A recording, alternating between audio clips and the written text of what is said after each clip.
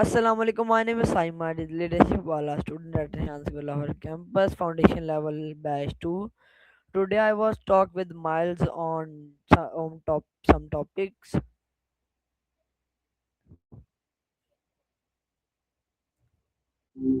Hi, Yo, what's up? Miles. My first question is, what does the phase, what the matter means? You mean what's the matter? Yes. It's basically just a way of asking what's wrong or if something's bothering you.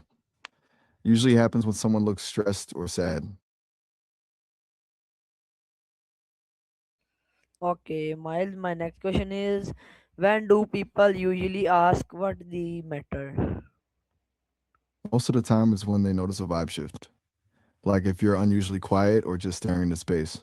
You ever have someone call you out like that? Okay, Miles. My next question You're, is, how can you tell if someone is upset? it's usually in the small stuff, like the way they're avoiding eye contact. Wait, a joke? Did I miss something? You lost me. Where'd that come from? Okay, Miles. My next question is, why is it important to ask how they are feeling? It just makes people feel seen. When you actually care about the answer, it lets them know they're not just dealing with things on their own. Okay, Miles. My next question is, how do you feel when someone asks about your problem? Honestly, it depends on who's asking. If it's a friend, it's usually a relief. But if it's someone just being nosy, it can feel like a lot. You feel that way too.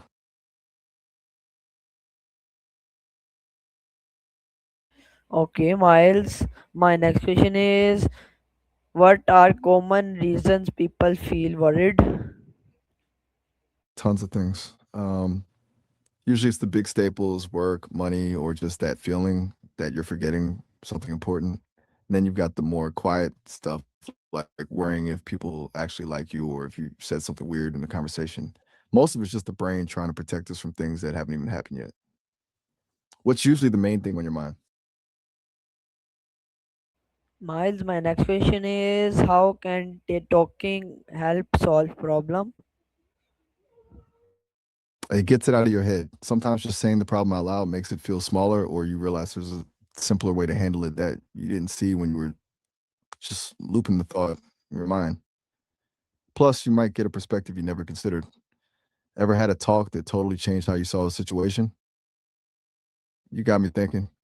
What's the story? All good. I'm here for it. Take your time. I'm listening. Okay, Miles, my next question is, why do people sometimes hide their feeling?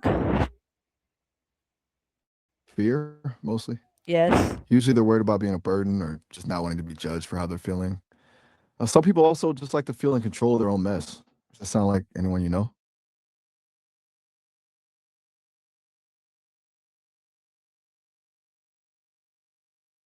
Uh, Nah, my bad. I didn't mean to put you on the spot. We can stick to the question.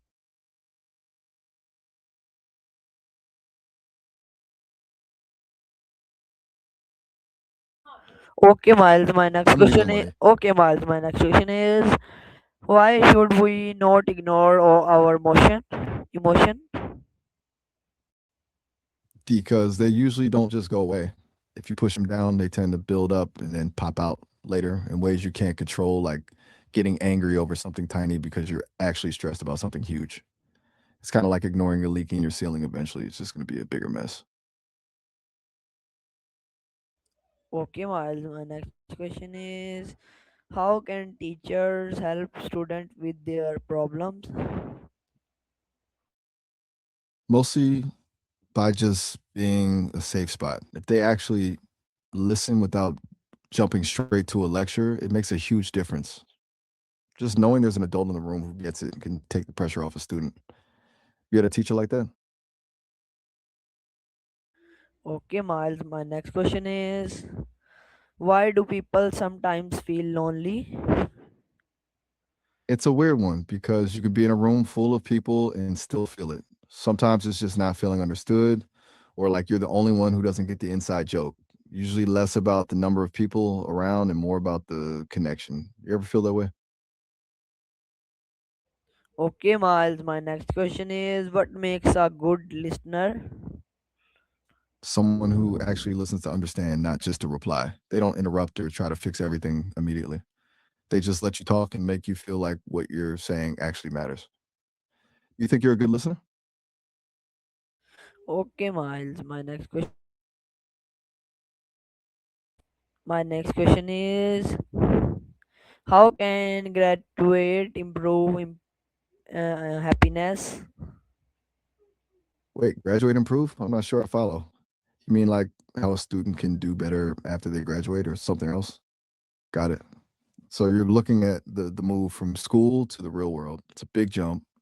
Usually comes down to finding a rhythm that actually works for you, not just following a syllabus.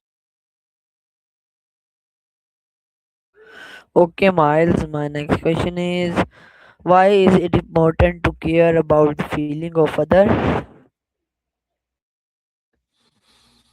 It's the glue that holds everything together. If you don't care about how others feel, you end up totally isolated. Plus, it just makes the world a little less exhausting for everyone when people actually give a damn about each other.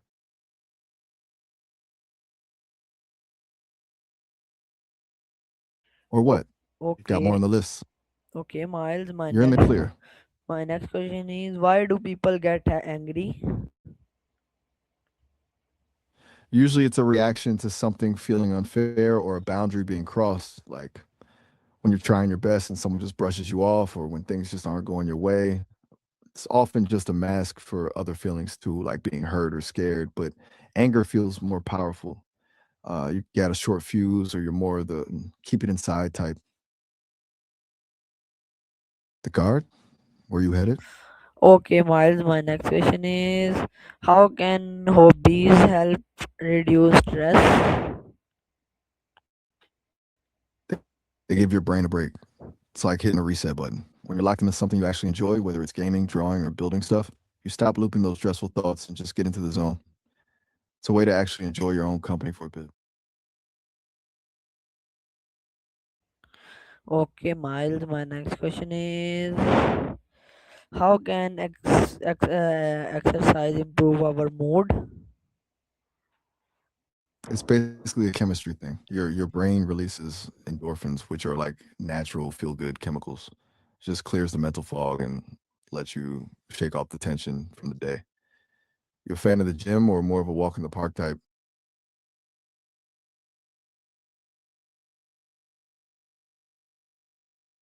Okay, Miles, my next question is what does it means to care about other?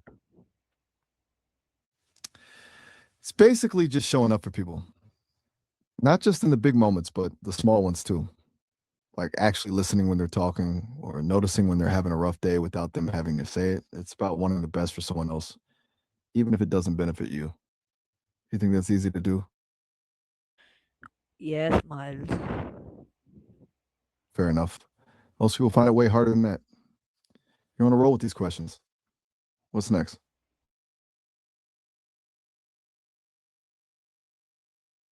Okay, Miles. My next question is what are good ways to control anger? A few things. First, just taking a second to breathe before you react. It keeps you from saying something you'll definitely regret later. Then there's the physical side, like hitting the gym or just walking it off to burn that energy. Some people find that writing it down helps too, just getting the anger out of the system without taking it out on someone else. You usually just let it ride or you try to shut it down.